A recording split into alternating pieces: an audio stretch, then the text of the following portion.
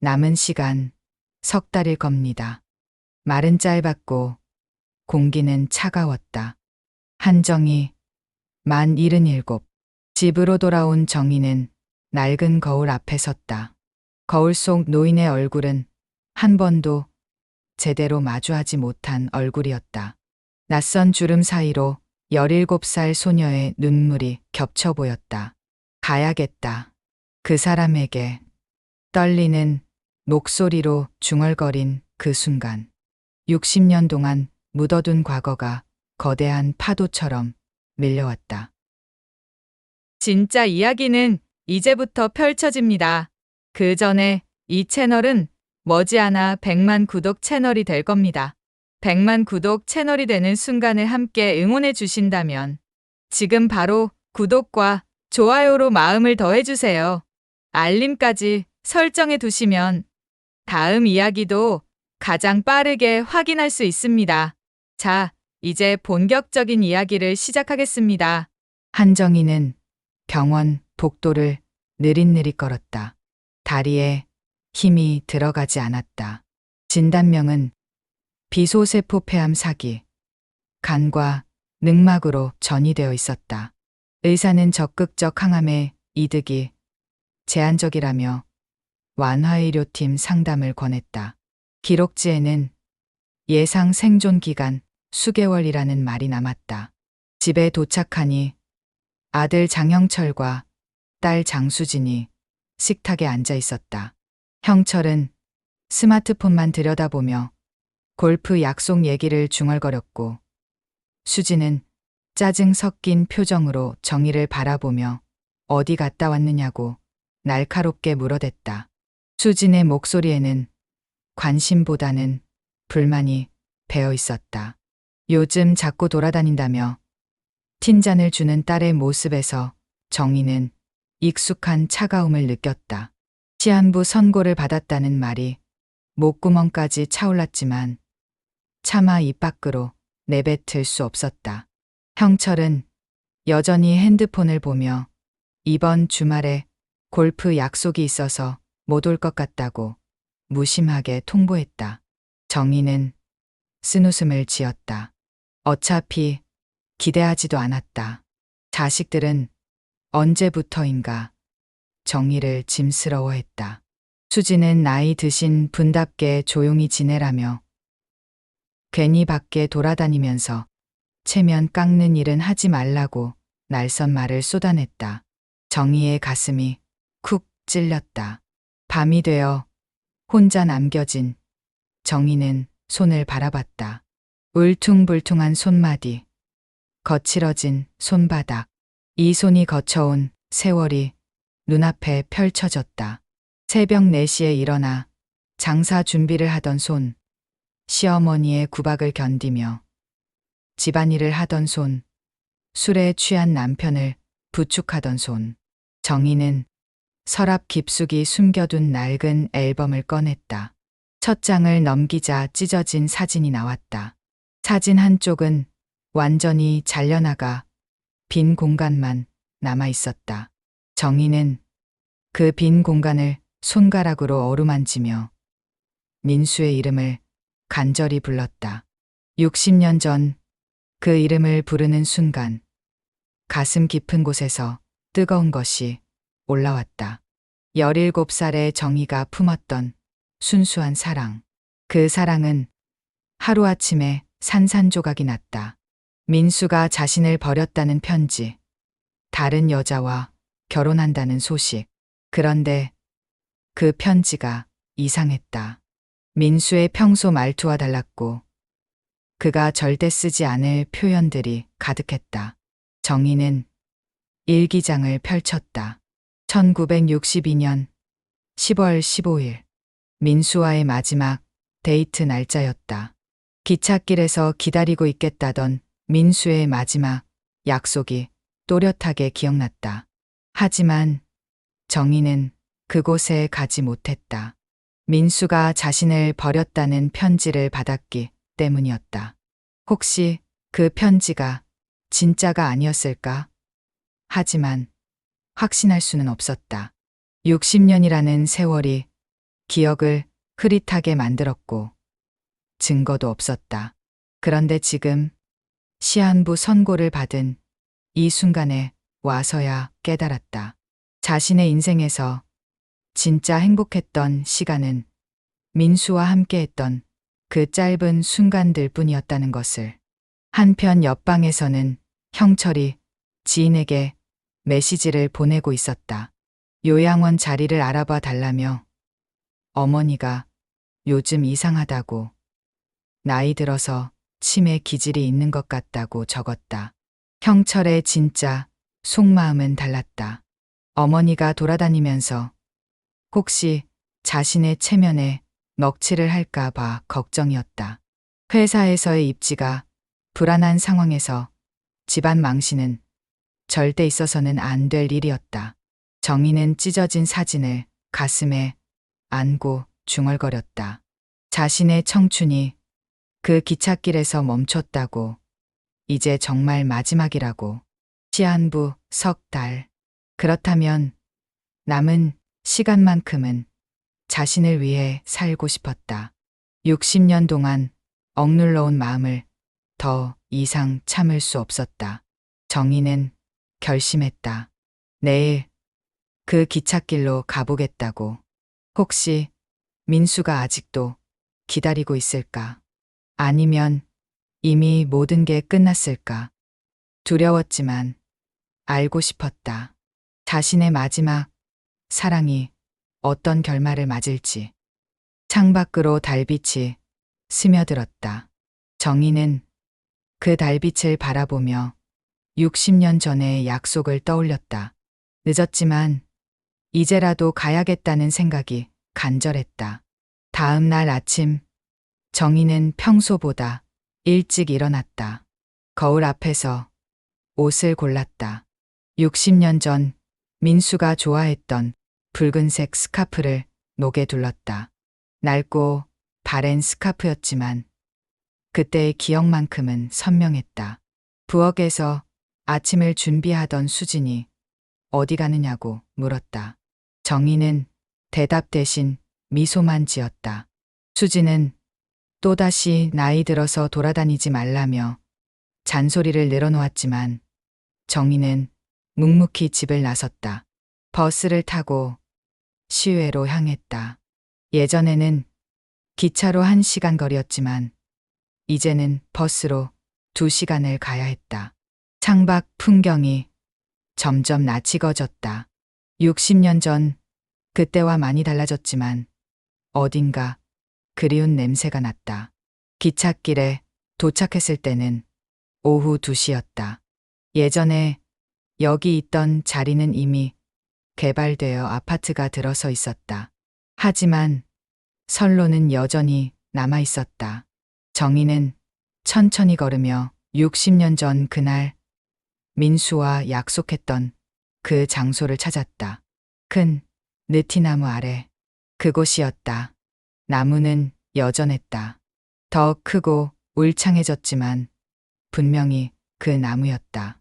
정희는 나무 밑에 서서 사방을 둘러봤다. 허망했다. 60년이라는 세월 앞에서 자신이 얼마나 순진했는지 깨달았다. 그때 등 뒤에서 정희의 이름을 부르는 목소리가 들렸다. 정희는 깜짝 놀라 돌아봤다. 그곳에 한 노인이 서 있었다. 희끗희끗한 머리, 구부정한 어깨. 하지만 그 눈만큼은 60년 전 그대로였다. 정희는 떨리는 목소리로 민수의 이름을 불렀다. 꿈인가 싶어 눈을 비비고 다시 봤다. 분명히 민수였다. 늙었지만 여전히 그 사람이었다. 민수는 떨리는 목소리로 고백했다. 매년 이곳에 왔다고. 혹시 정희가 올까 해서 기다렸다고. 두 사람은 한참 동안 서로를 바라만 봤다. 60년이라는 세월이 한순간에 사라지는 것 같았다. 민수가 조심스럽게 물었다. 왜 그때 오지 않았느냐고. 정희는 대답할 수 없었다. 목구멍이 메어왔다. 간신히 입을 열어 그때 민수가 자신을 버렸다는 편지를 받았다고 말했다. 민수는 황당하다는 듯 반박했다. 그런 편지를 보낸 적이 없다고 했다. 오히려 자신이 정희로부터 다른 남자와 약혼했다는 편지를 받았다고 억울하게 토로했다. 두 사람은 서로를 바라봤다. 정희가 조심스럽게 말을 꺼냈다. 그 편지가 이상했다고. 민수의 평소 말투와 너무 달랐다고.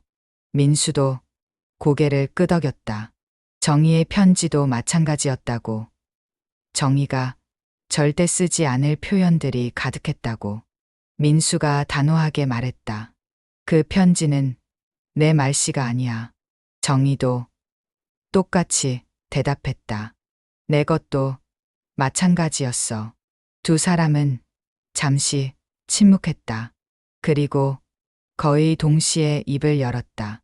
찾아보자. 장부든 뭐든. 정희와 민수는 손을 맞잡았다.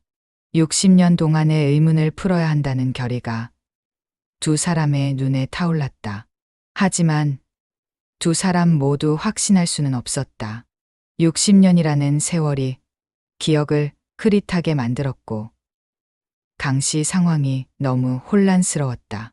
누군가 그들 사이를 갈라놓았을 가능성이 있지만 누가 왜 어떻게 했는지는 알 수 없었다.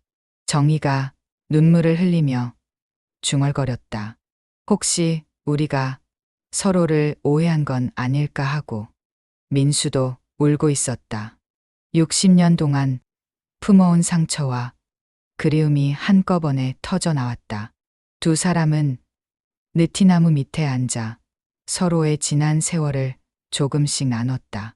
민수는 오미란과 결혼했지만 행복하지 못했다고 토로했다. 아내는 그를 진정으로 사랑한 것 같지 않았고 그 역시 마음을 주지 못했다고. 결국 이혼했고 혼자 살아왔다고 했다. 정희도 자신의 불행했던 결혼 생활을 털어놓았다. 남편도 자식들도 자신의 진짜 마음을 이해해주지 않았다고. 두 사람 모두 사랑하는 사람과 함께하지 못한 채로 살아온 60년이었다. 민수가 정희의 손을 잡으며 이제라도 늦지 않았을까 하고 간절히 물었다. 정희는 그 따뜻한 온기에 마음이 녹는 것을 느꼈다.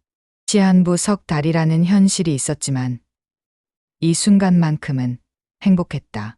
정희는 늦었을 수도 있지만 지금이라도 함께할 수 있다면 좋겠다고 조심스럽게 답했다.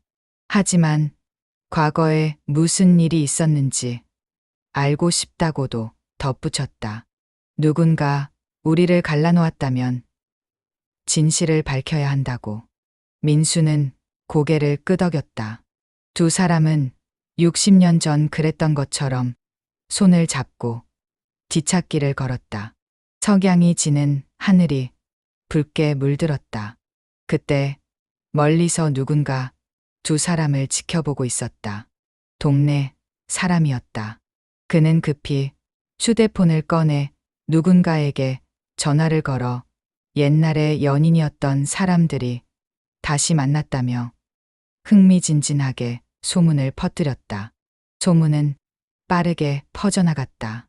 작은 마을에서 이런 일은 금세 화제가 되었다. 그리고 그 소문은 곧 원치 않는 사람들의 귀에까지 들어갔다. 정희와 민수는 아직 몰랐다. 이 아름다운 재회가 얼마나 큰 파란을 불러일으킬지.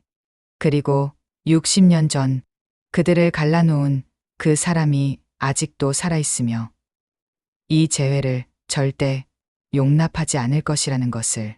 하지만 지금 이 순간 두 사람은 행복했다. 60년 만에 찾은 진짜 사랑 앞에서 과거의 의혹도 미래의 불안도 잠시 잊을 수 있었다. 중요한 것은 이제 함께 진실을 찾아갈 수 있다는 것이었다. 소문은 바람보다 빠르게 퍼져나갔다. 70대 노인들의 재회라는 이야기는 작은 마을 사람들에게 격한 화제거리가 되었다. 그리고 그 소문은 마침내 오미란의 귀에 들어왔다. 오미란은 전화를 받는 순간 얼굴이 일그러졌다. 60년 전 자신이 공들여 갈라놓은 두 사람이 다시 만났다는 소식이었다. 손에 든 찻잔이 바닥에 떨어져 산산조각 났지만 오미라는 신경 쓰지 않았다. 머릿속에서는 방해 계획이 빠르게 돌아가고 있었다. 오미라는 즉시 행동에 나섰다. 민수가 자주 가는 시장 앞에서 기다리다가 그의 모습을 발견하자 마치 우연인 양 다가갔다. 오랜만이라며 반갑게 인사하는 척했지만 그녀의 눈에는 차가운 계산이 번뜩였다. 민수는 당황했다. 이혼한 지 20년이 넘었지만 오미란과 마주하는 것은 여전히 불편했다. 오미란은 정희와 만났다는 소문을 들었다며 가식적인 웃음을 지었다. 그러면서 의미심장한 말을 던졌다. 오미란은 민수에게 경고하듯 말했다. 정희는 이미 결혼해서 자식들이 있는 사람이라고. 괜한 오해를 불러일으키지 말라고. 그러면서 슬쩍 과거 이야기를 꺼냈다. 그때 일은 다 지난 일이라고. 정희가 민수를 떠난 이유도 있었을 것이라고 암시했다. 민수는 오미란의 말에서 이상한 뉘앙스를 느꼈다. 마치 과거에 무슨 일이 있었다는 것을 아는 듯한 말투였다. 하지만 확실한 것은 알 수 없었다. 오미란의 진짜 목적은 따로 있었다. 그녀는 곧바로 정희를 찾아갔다. 정희가 사는 동네를 수소문해서 알아낸 오미란은 정희의 집 앞에서 기다렸다. 장을 보고 돌아오는 정희를 가로막고는 냉소적인 미소를 지었다. 오미란은 정희에게 독서를 퍼부었다. 나이도 먹을 만큼 먹었으면서 철이 없다고, 자식들 체면도 생각하라고 비아냥거렸다. 그러면서 자신이 얼마나 괴로웠는지 호소하는 척했다. 하지만 오미란의 말 속에는 의도적인 암시가 숨어 있었다. 60년 전 일을 언급하며 모든 게 운명이었다고, 정희와 민수가 헤어진 것도 그럴 만한 이유가 있었다고 슬쩍 내비쳤다. 마치 자신이 그 이유를 알고 있다는 듯이. 정희는 오미란의 말에서 수상함을 느꼈다. 왜 오미란이 그때 일을 그렇게 자세히 알고 있는 것일까? 그리고 왜 그렇게 확신에 찬 말투로 이야기하는 것일까? 오미란의 방해는 거기서 그치지 않았다. 그녀는 정희의 일거수일투족을 감시하기 시작했다.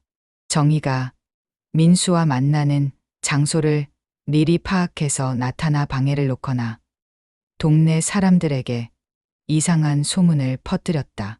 더 나아가 오미라는 정희의 자식들에게 익명으로 전화를 걸었다. 어머니가 이상한 남자와 만나고 있다고, 동네에서 말이 많다고 고자질했다. 심지어 치매 기질이 있는 것 같다는 거짓말까지 보탰다. 한편 정희의 자식들도 어머니의 재회 소문을 듣게 되었다. 형철은 회사 동료로부터 그 소식을 전해 들었다. 동료는 호기심 어린 표정으로 어머니가 첫사랑과 만나고 있다는 소문이 있다며 물어봤다. 형철의 얼굴은 순간 굳어졌다. 수진 역시 동네 아줌마들로부터 어머니의 이야기를 들었다. 70대에 무슨 연애냐며 수군거리는 사람들의 시선이 수진에게는 견딜 수 없는 수치였다. 그녀는 즉시 청철에게 전화를 걸어 대책을 논의하자고 다급하게 말했다. 형철과 수진은 만나서 심각한 대화를 나눴다. 어머니의 행동이 자신들의 사회적 지위에 타격을 줄 수 있다는 공통된 우려를 가지고 있었다. 형철은 회사에서의 승진을 앞두고 있었고 수지는 동네에서의 체면을 중시했다. 하지만 자식들의 가장 큰 문제는 도덕적 관념이었다. 어머니에게는 아버지 한 사람만이 남자라고 생각했다. 돌아가신 아버지를 두고 다른 남자를 만난다는 것 자체가 받아들일 수 없는 일이었다. 두 사람은 어머니를 통제해야 한다는 결론에 도달했다. 우선 어머니와 진지한 대화를 나누고 그래도 듣지 않으면 강제적인 조치를 취하기로 했다. 형철은 이미 알아본 요양원 정보를 꺼내들며 최후의 수단으로 이용할 수 있을 것이라고 암시했다. 오미라는 더욱 교묘한 방법을 생각해냈다. 정희의 자식들에게 직접 접촉해서 어머니의 행동이 얼마나 문제인지 설득하기로 했다. 그녀는 형철의 회사 앞에서 기다리다가 그를 만나 자신을 민수의 전처라고 소개했다. 형철은 오미란의 말에 귀를 기울였다. 오미란은 정희와 민수의 관계가 단순한 우정이 아니라며 걱정스러운 표정을 지었다. 어머니가 가족도 돌보지 않고 남자만 쫓아다닌다고 동네에서 어떤 소문이 돌고 있는지 아느냐고 부추겼다. 그러면서 오미라는 슬쩍 과거 이야기를 꺼냈다. 60년 전에도 정희와 민수 사이에 뭔가 문제가 있었다고, 그래서 헤어진 것이라고 암시했다. 물론 구체적인 내용은 말하지 않았지만 뭔가 숨겨진 비밀이 있다는 식으로 말했다. 오미란의 이간질은 효과가 있었다. 형철은 더욱 조급해졌고 어머니를 빨리 제지해야 한다는 생각이 강해졌다. 오미란은 만족스러운 미소를 지으며 다음 단계를 준비했다. 정희는 이 모든 음모를 모른 채 민수와의 시간을 소중히 여겼다. 하지만 주변의 시선이 따가워지고 있다는 것을 느끼기 시작했다. 마트에서도 버스 정류장에서도 사람들이 자신을 쳐다보며 수근거리는 것이 느껴졌다. 민수 역시 불안감을 느꼈다. 오미란의 견제가 계속되고 있었고 정희 주변에서 일어나는 일들이 심상치 않았다. 60년 만의 재회가 이렇게 많은 사람들에게 상처를 줄 일인지 혼란스러웠다. 하지만 두 사람의 마음은 변하지 않았다. 오히려 주변의 방해가 심해질수록 서로에 대한 애틋함은 더욱 깊어졌다. 정희는 시한부라는 현실 앞에서 더 이상 미룰 시간이 없다는 것을 절감했다. 그런 와중에 오미라는 결정적인 한 수를 준비하고 있었다.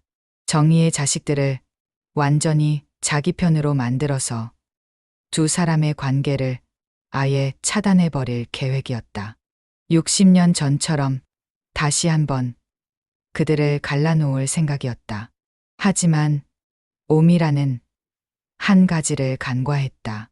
이번에는 60년 전과 달리 두 사람이 의심을 품고 있다는 것을, 그리고 진실을 밝히려는 의지가 있다는 것을, 더 중요한 것은 그들을 도와줄 사람들이 있다는 것이었다. 오미란의 방에 공작은 날이 갈수록 치밀해졌다. 그녀는 정희의 자식들을 완전히 설득해서 어머니와 민수의 만남을 아예 차단하려 했다. 동시에 민수에게는 정희가 재산을 노리고 있다는 거짓 정보를 계속 흘렸다. 정희의 집에서는 가족 회의가 열렸다. 형철과 수진이 심각한 표정으로 어머니 앞에 앉았다. 형철은 차가운 목소리로 어머니의 최근 행동이 가족 전체에게 민폐를 끼치고 있다고 말문을 열었다. 수진은 더욱 직설적으로 어머니를 몰아붙였다. 어머니에게 남자는 아버지 한 사람뿐이라고, 어떻게 돌아가신 아버지를 두고 다른 남자를 만날 수 있느냐고 날카롭게 따져 물었다. 그런 행동은 돌아가신 아버지에 대한 배신이라는 말까지 덧붙였다. 엘리베이터에서 이웃을 마주친 수지는 휴대폰 화면을 즉시 엎어놓았다. 단지 단톡방 알림이 줄줄이 떠 있었다.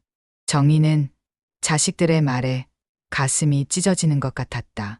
평생을 가족을 위해 희생하며 살았는데 자신의 마지막 행복마저 빼앗으려 한다는 현실이 절망스러웠다.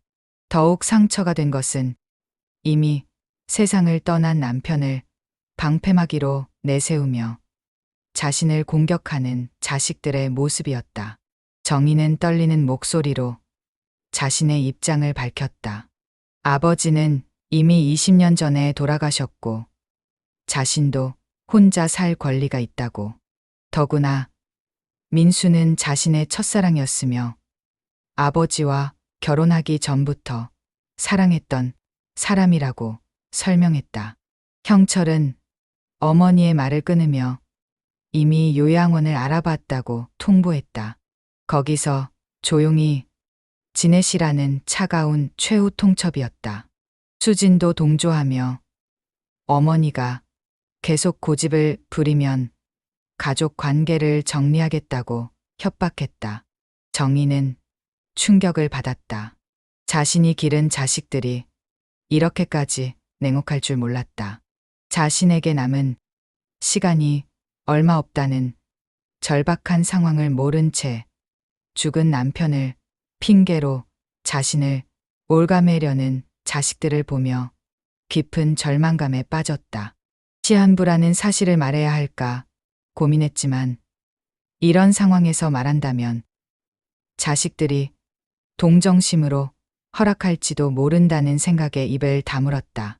정희는 진정한 이해와 지지를 원했지. 불쌍함으로 얻는 허락은 원하지 않았다. 그런데 예상치 못한 일이 벌어졌다. 정희의 손자 민호가 할머니의 편에 서기 시작한 것이었다. 20대 청년인 민호는 어른들의 이기적인 모습에 실망하며 할머니를 지지한다고 선언했다. 손녀 하은도 마찬가지였다. 민호는 아버지에게 할머니가 할아버지 돌아가신 후 20년 동안 혼자 지내셨는데 이제 와서 사랑할 권리조차 빼앗는 것이 옳으냐고 따져 물었다. 죽은 사람을 핑계로 산 사람을 괴롭히는 것은 잘못된 일이라고 당당하게 맞섰다. 하은도 어머니에게 할머니가 평생 가족을 위해 희생하셨는데 마지막 행복마저 막는 것이 효도냐고 눈물을 흘리며 호소했다. 할머니에게도 개인적인 행복을 추구할 권리가 있다고 강하게 주장했다. 민호는 더 나아가 진실을 파헤치기 시작했다. 할머니와 민수 할아버지가 어떻게 헤어지게 되었는지, 그리고 현재 누가 그들을 방해하고 있는지 조사하기 시작했다. 하은도 함께 도와주며 마을 어른들을 찾아다니기 시작했다. 조사 과정에서 놀라운 사실들이 드러나기 시작했다. 당시 마을에 살았던 어른들을 수소문한 결과 정희와 민수가 갑자기 헤어진 것에 대해 이상하게 생각했던 사람들이 많았다는 것을 알게 되었다. 모두들 너무 사랑하는 사이였는데 갑자기 소식이 끊어져서 의아했다고 증언했다. 더욱 중요한 것은 오미란에 대한 증언들이었다. 당시 오미란이 민수를 좋아했지만 민수는 정희만 바라봤다는 이야기, 그리고 오미란이 두 사람 사이를 질투하며 무언가 계획하고 있는 것 같았다는 목격담들이 하나둘씩 수집되었다. 특히 결정적인 증언을 해준 것은 강씨 우체국에서 일했던 김 할아버지였다. 그는 민호에게 이상한 일이 있었다고 털어놓았다. 우체국의 낡은 장부엔 1962년 10월 둘째 주에만 대리수령 붉은 소인이 3번 찍혀 있었다. 이름 대신 집배원이 남긴 연필 메모 한 줄. 사진관 앞에서 부탁받음. 민호는 그 장부 사본과 집배원 김씨의 녹취를 파일철에 꽂았다. 오미란이 자주 우체국에 와서 정희와 민수 앞으로 온 편지들에 대해 물어봤다는 것이었다. 심지어 몇 번은 편지를 대신 전달해 주겠다며 가져간 적도 있었다고 했다. 하은은 또 다른 결정적인 단서를 찾아냈다. 당시 오미란의 이웃이었던 박할머니는 오미란이 밤늦게 무언가를 열심히 쓰고 있는 모습을 자주 봤다고 증언했다. 그리고 그 무렵 정희와 민수가 갑자기 만나지 않게 되었다는 것도 기억하고 있었다. 민호와 하은은 더 나아가 문체 분석까지 시도했다. 정희의 고교, 과제 공책과 민수의 군 우편엽서를 구해서 당시 편지와 대조했다. 편지 속 이올시다더구나 등 비자연스러운 접속이 다수 발견되었다. 정희와 민수의 평소 글쓰기 패턴과는 완전히 달랐다. 또한 현재 상황에 대한 조사도 진행되었다.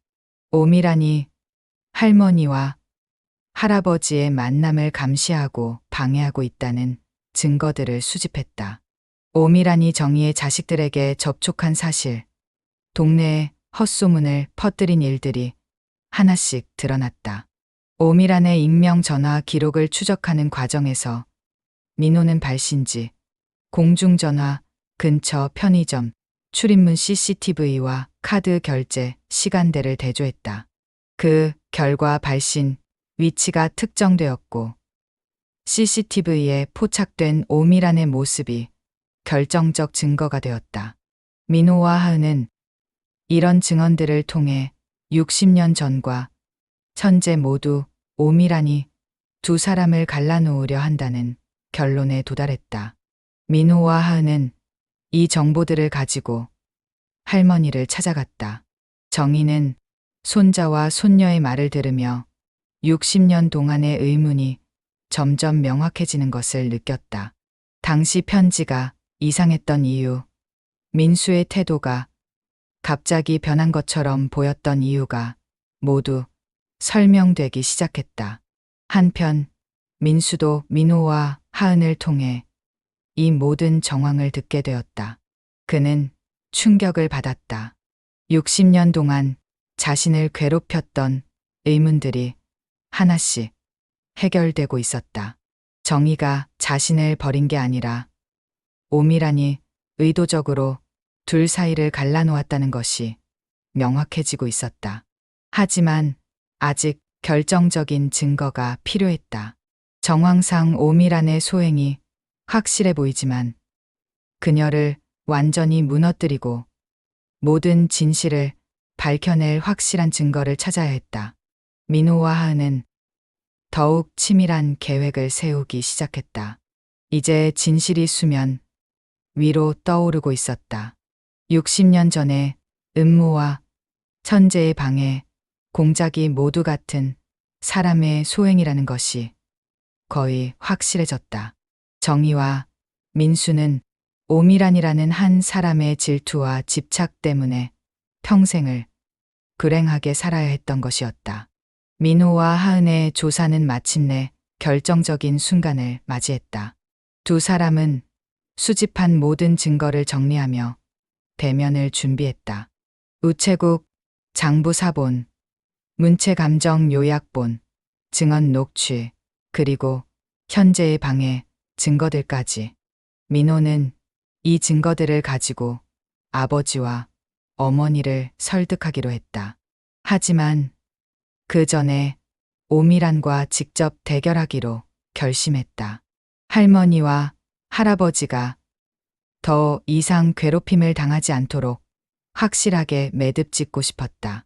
민호는 마을회관 소강당에서 모임을 제안했다. 할머니, 민수 할아버지, 그리고 오미란을 모두 초대했다. 형철과 수진에게도 반드시 참석하라고 통보했다. 진실을 밝힐 시간이 왔다고. 그날 마을회관 소강당에는 긴장감이 감돌았다. 테이블 위에는 민호가 준비한 증거 파일들이 가지런히 놓여 있었다. 오미라는 불안한 표정으로 자리에 앉았다.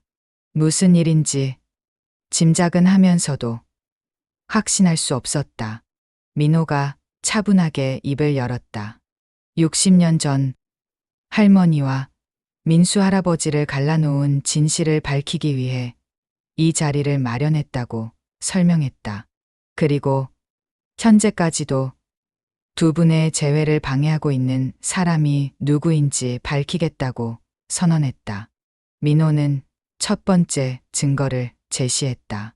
우체국의 낡은 장부 사본이었다. 1962년 10월 둘째 주에만 대리수령 붉은 소인이 3번 찍혀 있었고 이름 대신 집배원이 남긴 연필 메모가 있었다. 사진관 앞에서 부탁받음 이라는 짧은 기록이었다. 오미란의 얼굴이 굳어졌다. 하지만 그녀는 여전히 침착함을 유지하려 했다. 그게 자신이라는 증거가 어디 있느냐는 식으로 시선을 돌렸다. 민호는 두 번째 증거를 꺼냈다. 당시 집배원 김 씨의 녹취였다. 오미란이 자주 우체국에 와서 정희와 민수의 편지를 대신 전달하겠다고 가져갔다는 증언이 담겨 있었다. 오미란은 여전히 부인하는 태도를 보였다. 그때는 그럴 수밖에 없었다고. 동네 사람들끼리 편지 좀 전해주는 게 뭐가 문제냐는 식으로 합리화했다. 하은이 세 번째 증거를 제시했다. 문체 감정 결과였다. 정희와 민수가 평소 쓰던 글쓰기 패턴과 당시 편지의 문체가 완전히 다르다는 분석이었다. 이올시다. 더구나 같은 어색한 표현들이 가득했다는 설명이 이어졌다. 오미라는 처음으로 동요하기 시작했다. 하지만 여전히 버티고 있었다. 60년 전 일을 어떻게 증명하냐며 다들 기억도 흐릿할 텐데 라는 식으로 맞섰다. 그때 민호가 당시 사진관 주인과 이웃이었던 박 할머니를 증인으로 호출했다. 두 사람은 조용히 소강당에 들어와 자리에 앉았다. 사진관 주인이 먼저 입을 열었다.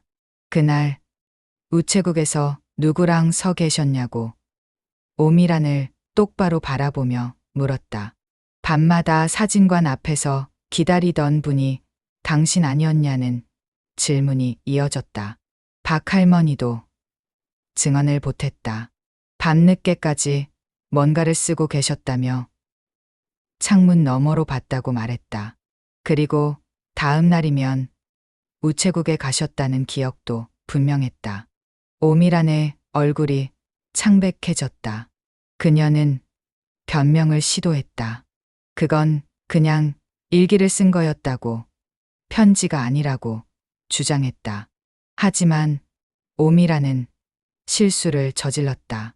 그녀가 말을 잇는 과정에서 너무 구체적인 날짜와 상황을 언급한 것이었다. 10월 14일, 느티나무 그늘이 길어지던 날이었지. 라는 말이 무심코 튀어나왔다. 민호가 날카롭게 지적했다. 어떻게 그 날짜를 그렇게 정확히 기억하냐고. 할머니와 할아버지도 정확한 날짜는 기억 못하셨다고 물었다. 오미라는 당황했다. 자신도 모르게 그날의 기억을 너무 생생하게 떠올린 것이었다. 정희와 민수가 마지막으로 만나기로 한 날, 자신이 편지를 바꿔치기 한 그날을 정희가 떨리는 목소리로 물었다. 왜 그랬느냐고. 우리가 당신에게 무슨 잘못을 했길래라고 간신히 입을 열었다. 오미라는 마침내 무너지기 시작했다. 60년 동안 숨겨왔던 진실이 터져 나왔다. 그녀는 눈물을 흘리며 고백했다. 오미라는 떨리는 목소리로 자신의 상황을 설명했다. 그 시절 가난과 낙인의 공포가 있었다고. 집안은 가난했고 마을에서 무시당했다고. 민수와 결혼하면 모든 게 달라질 줄 알았다고. 체면을 지킬 수 있을 거라고 믿었다고 털어놓았다. 민수를 사랑했던 것도 있지만 더 큰 것은 두려움이었다는 고백이 이어졌다. 가문의 기대, 경제적 압박, 사회적 시선. 그 모든 것이 자신을 짓눌렀고 민수와의 결혼만이 유일한 탈출구처럼 보였다고 말했다. 하지만 민수는 정의만 봤다는 사실이 오미란을 더욱 절망하게 만들었다. 자신은 존재하지도 않는 것 같았다고. 그래서 편지를 바꿨다고 인정했다. 둘 사이를 갈라놓으면 민수가 나를 볼 거라고 생각했다고. 민수는 분노로 온몸이 떨렸다. 그래서 우리 인생을 망친 거냐며 60년을 이라는 말이 절규처럼 터져 나왔다. 오미라는 고개를 숙였다. 미안하다고. 하지만 자신도 행복하지 않았다고 호소했다.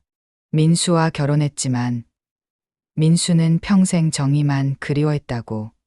자신은 그저 대체품이었을 뿐이라고 자조했다. 그녀는 현재의 방해, 공작도 인정했다. 두 사람이 재회했다는 소식을 듣고 또다시 두려움이 밀려왔다고 설명했다. 자신의 과거가 드러날까봐, 동네에서 손가락질 받을까봐, 재개발 조합에서의 평판이 나빠질까봐 그랬다고. 오미라는 자조적으로 웃으며 말을 이었다. 체면을 지키려다가 모든 걸 망가뜨렸다고.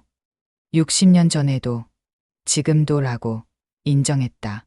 정의는 오미란을 바라보며 복잡한 감정을 느꼈다. 미움보다는 연민이 더 컸다.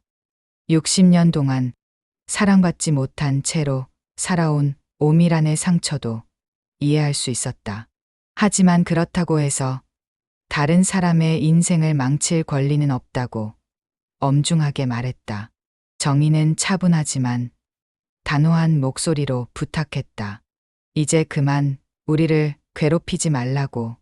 60년이면 충분하지 않느냐고. 그때 정의는 더 이상 숨길 수 없다고 생각했다. 모든 진실이 밝혀진 이 순간 자신의 상황도 솔직하게 말해야 할 때였다. 정의는 떨리는 목소리로 입을 열었다. 정의는 자신이 시한부 판정을 받았다고 고백했다. 남은 시간이 석 달밖에 없다는 사실을 처음으로 가족들 앞에서 밝혔다. 방 안이 순간 정적에 휩싸였다. 형철과 수진, 그리고 민호와 하은까지 모두 충격을 받았다. 가족 모두가 어머니의 시한부 소식을 처음 듣는 순간이었다. 정의는 그래서 마지막만큼은 사랑하는 사람과 함께하고 싶다고 간절히 호소했다. 형철은 충격에 빠져 어머니에게 왜 말씀하지 않으셨느냐고 떨리는 목소리로 물었다. 정의는 조용히 대답했다. 동정이나 불쌍함으로 허락받고 싶지 않았다고. 진정한 이해를 받고 싶었다고. 수진도 눈물을 흘리며 어머니에게 사과했다. 자신들이 얼마나 이기적이었는지, 어머니의 마지막 행복을 막으려 했는지 깨달았다고 말했다. 돌아가신 아버지를 핑계로 어머니를 올감했던 것도 잘못이었다고 인정했다. 오미라는 이 모든 상황이 자신에게 불리하게 돌아가는 것을 보고 마지막 발악을 했다. 정의가 거짓말을 하고 있다고. 시한부도 거짓이고 민수를 유혹하기 위한 수단이라고 소리쳤다. 하지만 정희는 차분하게 자신의 가방에서 병원 진단서를 꺼내 보여주었다. 비소세포 폐암 사기, 간과 늑막 전이, 예상 생존 기간 수개월. 모든 증거가 명확했다. 오미라는 결국 무너졌다. 60년 동안 품어온 집착과 증오가 한순간에 허무해지는 것을 느꼈다. 자신이 얼마나 많은 사람들을 불행하게 만들었는지, 그리고 그 모든 것이 자신의 이기적인 욕심과 두려움 때문이었다는 것을 깨달았다. 정희는 오미란에게 마지막으로 부탁했다. 마지막만큼은 평화롭게 보내고 싶다고, 제발 더 이상 방해하지 말라고 간절히 말했다. 형철과 수진도 어머니에게 진심으로 사과했다. 어머니의 마지막 소원을 이해하지 못했던 자신들의 이기심을 반성한다고, 앞으로는 어머니의 행복을 지지하겠다고 약속했다. 모든 진실이 밝혀지고 오해가 풀린 상황에서 정희와 민수는 서로의 손을 꼭 잡았다. 60년 만에 진짜 사랑을 되찾은 순간이었다. 이제 아무도 그들의 사랑을 방해할 수 없었다. 민호와 하은은 할머니를 따뜻하게 안아드렸다. 할머니의 행복을 지켜낸 것에 대한 뿌듯함과 함께 진정한 사랑의 의미를 배웠다고 말했다. 오미라는 고개를 숙인 채 소강당을 나섰다. 60년 동안의 집착이 마침내 끝나는 순간이었다. 정희는 그런 오미란의 뒷모습을 바라보며 복잡한 감정을 느꼈다. 미움보다는 연민이 더 컸다. 이제 정희와 민수에게는 평화로운 시간이 주어졌다. 60년 만에 되찾은 사랑을 마음껏 누릴 수 있게 되었다. 비록 시간이 많지 않지만 그 시간만큼은 진정한 행복으로 채울 수 있을 것이었다. 모든 진실이 밝혀지고 가족들의 이해를 얻은 후 정희와 민수는 조용한 일상을 시작했다. 형철과 수지는 어머니의 마지막 시간을 방해하지 않기로 약속했고, 민호와 하은은 할머니를 적극적으로 도왔다. 정희와 민수는 앞으로 어떻게 지낼지 진지하게 이야기를 나눴다. 석 달이라는 시간이 남았지만 두렵지 않다고 정희는 말했다. 60년 동안 기다려온 이 순간이 있어서 오히려 감사하다고 했다. 민수는 정희의 손을 꼭 잡으며 마지막까지 함께하겠다고 약속했다.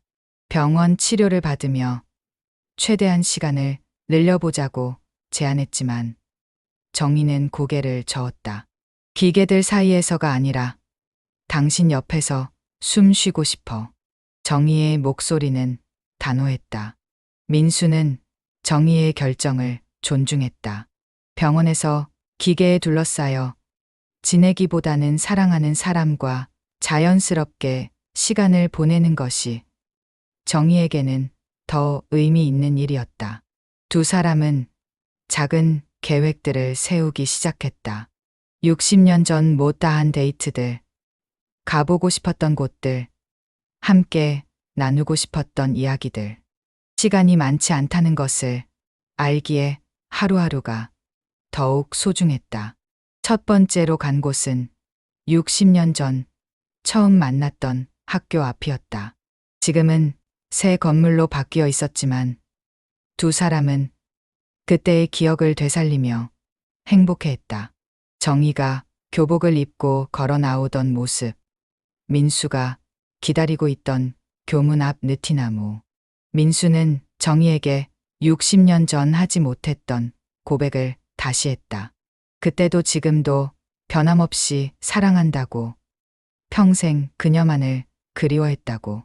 정희도 눈물을 흘리며 같은 마음이었다고 대답했다.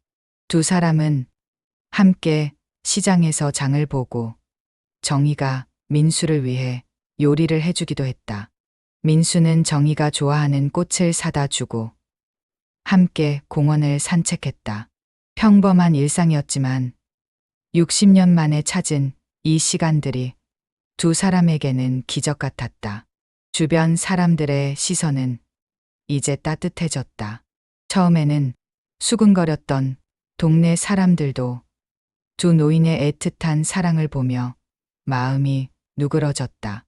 오히려 응원하는 사람들이 늘어났다. 하지만 정희의 몸은 점점 약해지고 있었다. 기침이 잦아졌고 쉽게 피곤해했다. 민수는 그런 정희를 더욱 세심하게 돌봤다. 정희가 힘들어할 때면 등을 토닥여주고 함께 느린 걸음으로 산책을 했다. 민호와 하은은 할머니와 할아버지의 시간을 방해하지 않으면서도 필요할 때마다 도움을 주었다. 두 젊은이는 이런 할머니의 모습에서 진정한 사랑이 무엇인지 배우고 있었다. 형철과 수진도 변했다. 어머니의 시한부 사실을 안 후 죄책감에 시달렸지만 이제는 어머니의 마지막 시간을 존중하기로 마음먹었다. 가끔 안부를 묻고 필요한 것이 있으면 도와드리겠다고 했다. 정희는 자식들의 변화된 모습을 보며 마음이 놓였다. 평생 원망만 하고 떠날 뻔했는데 마지막에라도 화해할 수 있어서 다행이었다. 어느 날 저녁 정희와 민수는 집 앞 작은 정원에 앉아 석양을 바라봤다. 정희는 민수의 어깨에 기대며 말했다. 이런 평범한 순간이 가장 행복하다고. 60년을 기다린 보람이 있다고. 민수는 정희의 머리를 쓰다듬으며 대답했다. 자신도 마찬가지라고. 이제야 진짜 살아있다는 기분이라고. 두 사람은 말없이 석양을 바라보며 서로의 온기를 느꼈다. 가을이 깊어갈수록 정희의 몸은 더욱 약해졌다. 하지만 그녀의 얼굴에는 평화로운 미소가 떠나지 않았다. 민수와 함께하는 매 순간이 선물 같았기 때문이었다.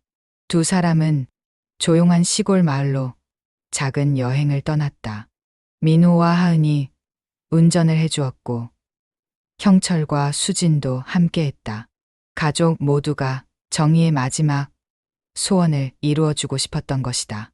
시골 마을의 작은 펜션에서 며칠을 보내며 정희와 민수는 젊은 시절 못다 한 꿈들을 이야기했다. 함께 여행하고 싶었던 곳들, 함께 보고 싶었던 영화들, 함께 키우고 싶었던 작은 정원. 정희는 민수에게 말했다.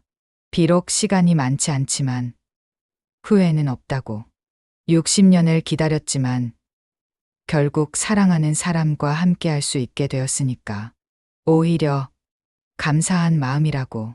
민수는 정희를 안으며 눈물을 흘렸다. 정희를 더 오래 지켜주지 못하는 것이 미안하다고. 하지만 남은 시간만큼은 정희를 행복하게 해주겠다고 약속했다. 펜션 근처에는 작은 교회가 있었다. 정희와 민수는 그곳에서 조용한 약속을 나눴다.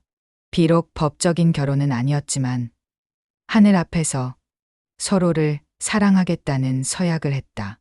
가족들이 모두 지켜보는 가운데 두 사람은 60년 만에 진정한 부부가 되었다. 하은이 준비한 작은 부케를 든 정희는 그 어느 때보다 아름다워 보였다. 77의 주름진 얼굴이었지만 사랑으로 빛나는 눈은 17살 소녀 그대로였다. 목에 두른 붉은 스카프가 석양빛에 물들었다. 민수도 정희를 바라보며 환하게 웃었다. 60년을 기다린 보람이 있었다. 이제야 정희를 진짜 자신의 사람이라고 부를 수 있게 되었다. 가족들도 모두 축하해 주었다. 형철과 수진은 어머니의 행복한 모습을 보며 자신들이 얼마나 잘못 생각했었는지 깨달았다. 민호와 하은은 할머니의 사랑이 이루어지는 모습을 보며 뿌듯해했다. 여행에서 돌아온 후 정희의 상태는 더욱 악화되었다. 기침이 심해지고 걸어 다니기도 힘들어졌다. 하지만 정희는 여전히 웃음을 잃지 않았다. 민수가 곁에 있어서 무서울 것이 없었다. 민수는 정희를 위해 침실을 거실로 옮겨주었다. 정희가 누워서도 창밖 풍경을 볼 수 있도록, 그리고 가족들과 쉽게 대화할 수 있도록. 정희는 그런 민수의 세심함에 감동했다. 정희의 마지막 날들은 평화로웠다. 민수가 옛날 이야기를 들려주면 정희는 미소를 지으며 들었다. 가끔 손자, 손녀들이 와서 학교 이야기를 해주면 재미있어 했다. 어느 겨울날 아침, 정희는 민수에게 말했다. 꿈에서 17살 때에 자신을 봤다고.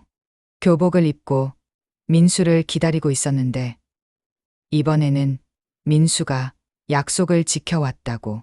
정말 행복한 꿈이었다고. 민수는 정희의 손을 꼭 잡으며 대답했다. 자신도 같은 꿈을 꿨다고. 젊은 모습의 정희가 환하게 웃으며 손을 내밀었다고. 그 손을 잡는 순간 모든 것이 완벽했다고. 눈이 내리는 조용한 겨울 아침, 정희는 민수의 품에서 마지막 숨을 거두었다. 12월 말, 첫눈이 소복이 쌓이던 날이었다. 그녀의 얼굴은 더없이 평화로워 보였다. 마치 오랜 여행을 마치고 집에 돌아온 사람처럼. 민수는 정희의 손을 꼭 잡으며 속삭였다. 수고했다고. 이제 편히 쉬라고. 이렇게 오래 기다린 보람이 있었다고. 자신은 정희와 함께한 이 시간들을 평생 간직하겠다고. 정희의 장례는 조용하지만 따뜻했다. 마을 사람들이 모두 와서 그녀를 배웅해 주었다. 처음에는 수근거렸던 사람들도 이제는 정희의 용기를 칭찬했다. 마지막까지 사랑을 포기하지 않은 그녀를 존경한다고 했다. 민수는 정희의 묘 앞에서 약속했다. 남은 시간 동안 정희가 바라던 대로 살겠다고. 그리고 언젠가 저 세상에서 만나면 이번에는 절대 헤어지지 않겠다고. 그는 정희가 좋아했던 붉은 스카프를 묘비 옆에 조심스럽게 놓았다. 형철과 수지는 어머니에게 마지막 인사를 했다. 평생 이해하지 못했던 어머니의 마음을 이제야 알 것 같다고. 어머니가 보여준 진정한 사랑을 배워서 자신들도 더 나은 사람이 되겠다고 약속했다. 민호와 하은은 할머니에게 감사 인사를 했다. 할머니 덕분에 진정한 사랑이 무엇인지 배웠다고.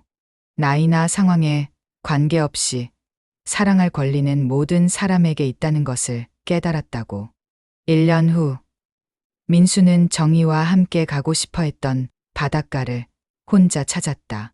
파도 소리를 들으며 정희와의 추억을 떠올렸다. 바람에 날려온 벚꽃 한 송이가 민수의 어깨에 앉았다.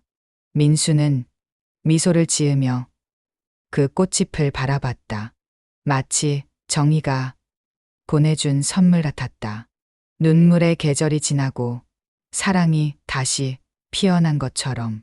민수는 하늘을 바라보며 속삭였다. 정희야, 고마웠어. 덕분에 진짜 사랑이 뭔지 알았어. 이제 더 이상 혼자가 아니야. 그날 밤, 민수는 평화롭게 잠들었다. 꿈에서 정희가 17살 모습으로 나타나 손을 내밀었다. 이번에는 영원히 함께할 수 있을 것 같았다. 느티나무 그늘 아래 두 사람은 다시 손을 맞잡았다. 정희와 민수의 사랑 이야기는 마을 사람들 사이에서 전설이 되었다. 나이가 들어도 사랑할 권리가 있다는 것. 진정한 사랑은 시간과 상황을 초월한다는 것을 보여준 이야기로 기억되었다. 그리고 기찻길 벚나무에 벚꽃이 피어났다. 마치 두 사람의 사랑이 다시 피어나는 것처럼 아름답고 순수하게. 오미라는 그 후 마을을 떠났다. 60년 동안의 집착에서 벗어나 조용히 자신의 삶을 돌아보며 살았다. 그녀는 정의의 묘를 찾아가 용서를 구했고 남은 생을 작은 봉사활동으로 속죄하며 살았다. 형철과 수지는 어머니의 가르침을 가슴에 새기며 살았다.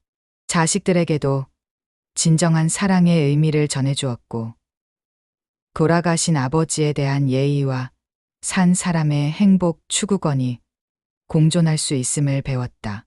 민호와 하은은 할머니의 이야기를 책으로 엮었다. 눈물의 계절, 다시 피다라는 제목으로 출판된 그 책은 많은 사람들에게 감동을 주었다. 나이든 부모를 둔 자녀들, 늦은 나이에 사랑을 망설이는 사람들에게 용기를 주었다. 사랑에는 너무 늦은 나이란 없다. 중요한 것은 마음이 살아있는가 하는 것이다. 이것이 정희와 민수가 세상에 남긴 마지막 메시지였다. 그들의 사랑은 끝났지만 그 사랑이 전하는 희망은 영원히 계속될 것이었다. 여러분께 묻고 싶습니다. 여러분이라면 어떻게 하겠습니까? 60년을 기다린 사랑 앞에서, 마지막 석 달의 시간 앞에서 당신은 용기를 낼 수 있겠습니까? 여러분의 생각을 댓글로 남겨주세요. 여기까지가 오늘의 이야기입니다. 끝까지 함께 해주셔서 진심으로 감사드립니다. 이런 감동적인 이야기들을 계속 만나고 싶으시다면 구독과 좋아요, 그리고 알림 설정까지 부탁드립니다.